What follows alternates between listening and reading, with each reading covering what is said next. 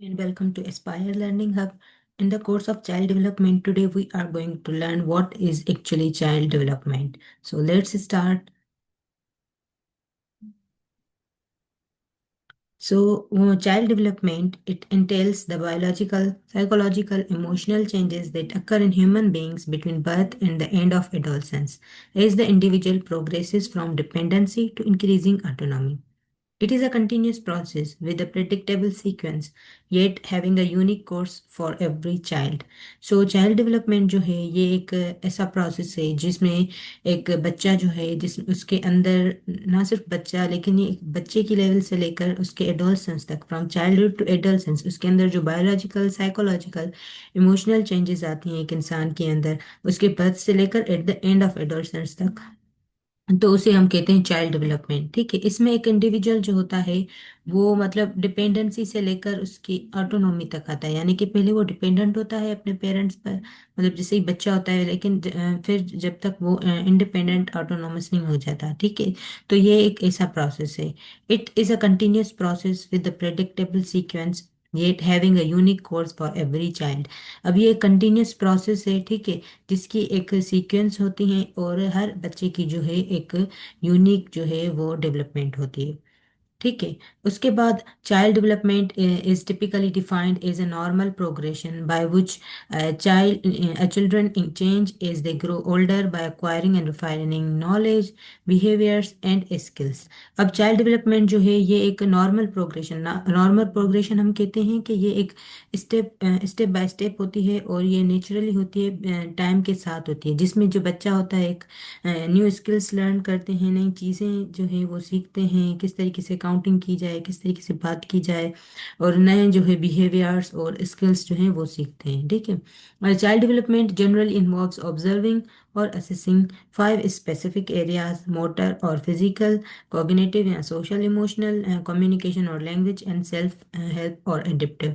तो child development में जो है इसमें मतलब एक बच्चा जो होता है वो ऑब्जर्व करता है और असिस्ट करते हैं फाइव एरियाज, जैसे motor, physical, cognitive, social, emotional, language और सेल्फ एडिप्टिव हो गए। ठीक है, तो इसमें ये चीज़ें आती हैं। जैसे मैंने अपनी प्रीवियस वीडियो में आपको बताया कि कौन कौन से कॉग्निटिव स्किल्स होते हैं होलिस्टिक डेवलपमेंट के अंदर।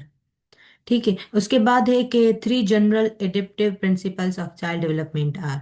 अब चाइल्ड डेवलपमेंट के तीन प्रिंसिपल्स होते हैं। पहला प्रिंसिपल ये है कि rate of development differs among children. ठीक है, दूसरा है development occurs in a relatively orderly process, and the third is development takes place gradually. अब इसको हम एक्सप्लेन करते हैं कि किस तरीके से रेट ऑफ डेवलपमेंट डिफर करता है डिफरेंट चिल्ड्रंस के अंदर। So, rate of development differs among children means that every child grows and learns at their own pace. Some children may learn to talk, walk, or read earlier or later than others, and that's completely normal। तो हर मतलब बच्चों के अंदर जो development है वो उसका rate different होता है। कुछ बच्चे जो है वो बात करना या वॉक करना या फिर रीड करना, हर किसी का अपना जो है वो मतलब पेस होता है, अपनी स्पीड होती है। ठीक है, उसके बाद है development occurs in relatively orderly process. So it means that even though children develop at different speeds, the sequence or order of development usually same।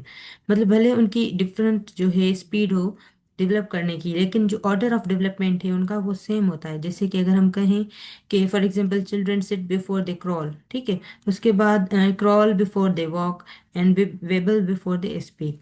सो मतलब वॉक करने से पहले वो क्रॉलिंग सीखते हैं और ये चीज़ें। ठीक है, उसके बाद लास्ट जो था वो था डेवलपमेंट टेक्स प्लेस ग्रेजुअली।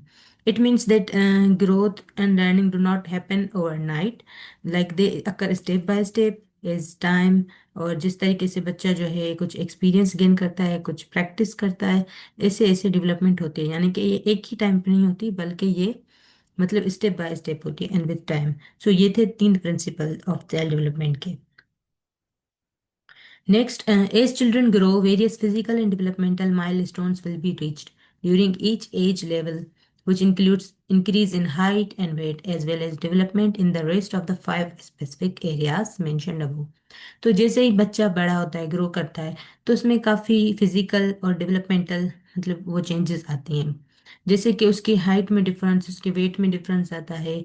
और फिर जो डिफरेंट इसके मतलब होलिस्टिक डेवलपमेंट में हमने बात की थी कि 5 specific areas, cognitive, language, social, emotional and these kind of things. When referring to a child growth, generally it is a reference to the specific physical changes of a child, actual size such as increase in height, weight, head circumference and body shape। तो यहाँ पर दो चीज़ें आती है, एक child development और child growth. अब ग्रोथ की अगर बात की जाए तो ये मतलब एक बच्चे की जो है फिजिकल चेंजेस हो गई, उसकी एक्चुअल साइज हो गई, उसका हाइट और वेट में इंक्रीज होना, उसके हेड के सरकमफ्रेंस में इंक्रीज होना, या फिर जो है उसके बॉडी शेप में चेंजेस आना, तो इसे हम कहेंगे ये चाइल्ड ग्रोथ होती है। ठीक है। और डेवलपमेंट हम ओवरऑल कहते हैं कि उसमें हमारे कुछ, जैसे हमने कॉग्निटिव का दिया, फिजिकल के दिया, हम 5 डोमेन्स आ गए। ठीक है।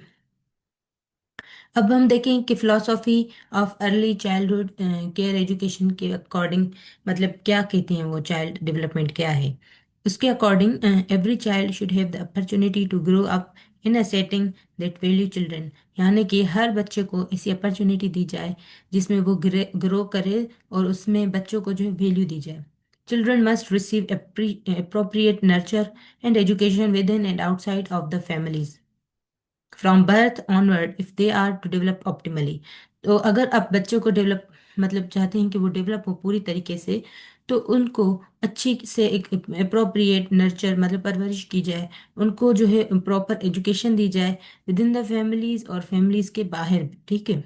It is important to bear in mind that children, just like adults, need to be respected as capable thinking and feeling individual with unique personalities. तो मतलब बच्चे जो हैं उनको भी एडल्ट्स की तरह रेस्पेक्ट किया जाए, और वो भी जो हैं वो कैपेबल होते हैं सोचने के, उनकी भी कुछ फीलिंग्स होती हैं और उनमें भी डिफरेंट पर्सनैलिटीज होती हैं। तो this was all about today. Thank you for paying attention on this lecture. Allah Hafiz.